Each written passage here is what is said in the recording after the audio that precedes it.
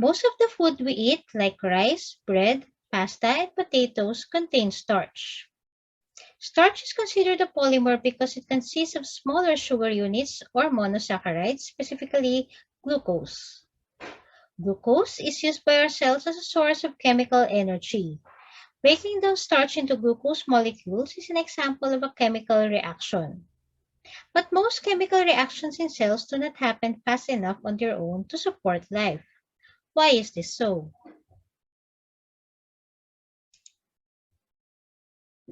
The minimum amount of energy needed for reactants to form products in a chemical reaction is called the activation energy. For example, you know a candle will not burn until you light its wick. The flame provides the activation energy for the reaction of the substances in the candle wick with oxygen. In this case, once the reaction begins, no further input of energy is needed and the candle continues to burn on its own.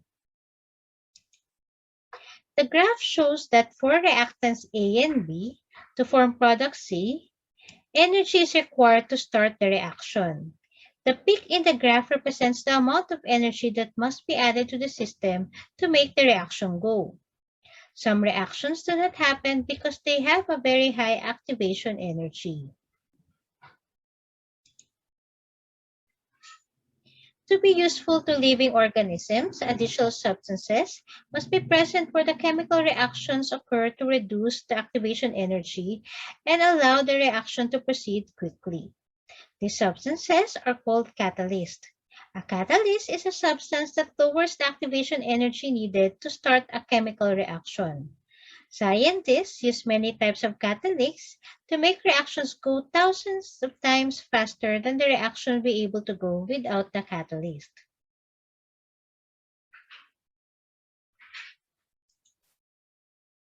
In our cells, special proteins called enzymes are the biological catalysts that speed up the rate of chemical reactions in biological processes. Thus, enzymes are essential to life.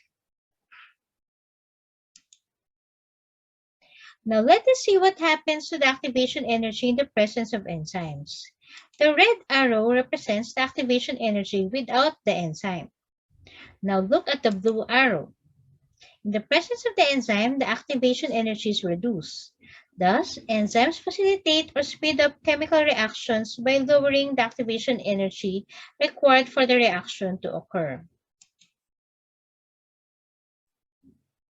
How do enzymes work? The reactants that bind to the enzyme are called substrate. The specific location where a substrate binds on an enzyme is called the active site. The active site and the substrate have complementary shapes. This enables them to interact in a precise manner, similar to the way in which puzzle pieces fit together. As shown in the figure, only substrates with the same size and shape as the active site will bind to the enzyme. What will happen to the substrate and to the enzyme? Let us watch this video. Here's an example of a chemical reaction. One large compound is broken into two smaller compounds. This reaction takes place much too slowly to be useful in a cell. In order to speed up chemical reactions, cells make special proteins called enzymes.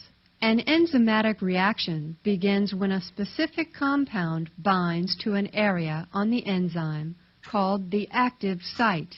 The compound that binds is called the enzyme's substrate. Notice the shape of the substrate and the active site. They fit each other like a lock and key. In general, each enzyme's active site can fit only one kind of substrate, and so can speed up only one kind of reaction. When a substrate binds to the active site, an enzyme-substrate complex is formed. A slight change in the shape of the substrate weakens a chemical bond. This weak bond is easily broken, splitting the substrate into two pieces. The pieces, now referred to as products, detach from the enzyme. In enzymatic reactions, only the substrate is changed. The enzyme itself is unaffected by the reaction. After the products leave the active site, the enzyme is free to speed up another reaction. Once the substrates bind to the active site changes shape and forms the enzyme-substrate complex. The enzyme-substrate complex helps chemical bonds in the reactants to be broken and new bonds to form. The substrates react to form products. The enzyme then releases the products. Note that the enzyme is not changed or consumed by the reaction. Once it has participated in a chemical reaction, it can be used again. Let us look at the energy graph of the enzymatic reaction. Because of the formation of the enzyme substrate or ES complex, the activation energy is lowered. This makes it easier and faster to form the products. Take note that the enzymes are not reactants and are not required to start a chemical reaction, but it is necessary to speed up chemical reactions.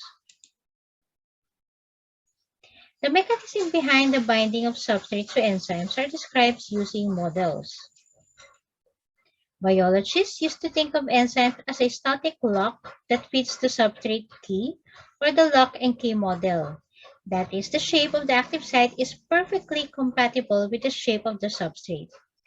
However, more recently, the induced fit model of an enzyme reaction has replaced the lock and key model. The induced fit model builds on the basic idea that the enzyme is specific to one correct substrate, but it also takes into account that the enzyme changes its shape in response to the presence of the substrate. The specificity of the enzyme to the substrate allows cells to regulate metabolic reactions very closely. The figure shows that in both models, the enzymatic reactions is the same. Binding of the substrate to the enzyme, formation of the enzyme-substrate complex, then the enzyme product complex, and the release of the products. However, the difference between the two models is that in induced fit model, enzyme changes shape slightly as substrate binds.